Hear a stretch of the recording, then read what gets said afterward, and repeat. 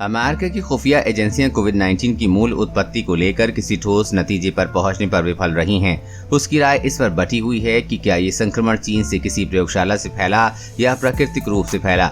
हालांकि उनका ये मानना है कि कोविड-19 के लिए जिम्मेदार वायरस SARS-CoV-2 जैविक हथियार के तौर पर विकसित नहीं किया गया। राष्ट्रपति जो बाइडेन के निर्देश पर तैयार की गई रिपोर्ट में राष्ट्रीय खुफिया निदेशक ने शुक्रवार को कहा कि SARS-CoV-2 नवंबर 2019 के आसपास संभवतः शुरुआती स्तर पर छोटे पैमाने पर फैला।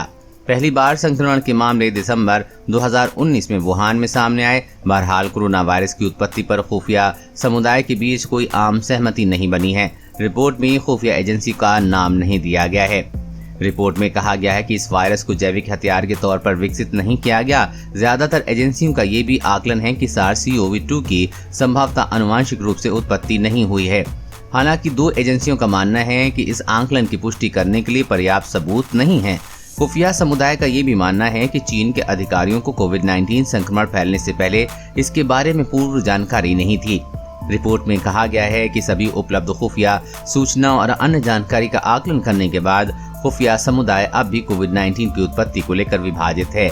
सभी एजेंसियों का आकलन है कि दो चीजें हो सकती हैं, किसी संक्रमित पशु से संक्रमण फैलना और प्रयोगशाला से जुड़ी घटना से संक्रमण फैलना।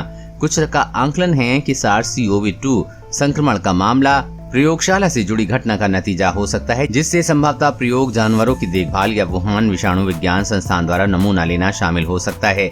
इस बीच रिपोर्ट मिलने की जानकारी देते हुए राष्ट्रपति बाइडेन ने एक बयान में कहा कि उनका प्रशासन इस संक्रमण की जड़ तक पहुंचने के लिए हर संभव प्रयास करेगा, जिससे भविष्य में फिर से इसे होने से रोकने के लिए सभी आवश्यक एहतियाती अपनाए जा सकें। उन्होंने कहा कि इस महामारी की उत्पत्ति की अहम जानकारी चीन में है, लेकिन शुरुआत से लेकर अब तक चीन में सरकारी अधिकारियों ने अंतर्राष्ट्रीय जांचकर्ताओं और वैश्विक जन स्वास्थ्य समुदाय के सदस्यों को इसका पता लगाने से रोकने के लिए काम किया है। बाइडेन ने आरोप लगाया कि अभी तक भी चीन पारदर्शिता की अपीलों को खारिज करता रहा है, सूचना को रोकता रहा है, जबकि महामारी से मरने वाले लोगों की संख्या लगातार बढ़ रही है। अमेरिकी राष्ट्रपति ने कहा कि दुनिया को जवाब मिलना चाहिए। मैं जवाब मिलने तक शांत नहीं बैठूंगा।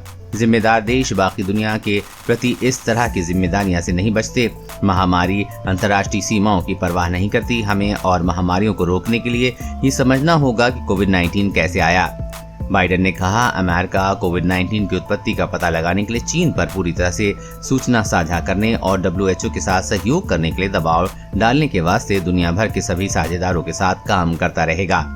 कोरोना वायरस और कोरोना वैक्सीन से जुड़ी हर अपडेट पाने के लिए चैनल को सब्सक्राइब करें।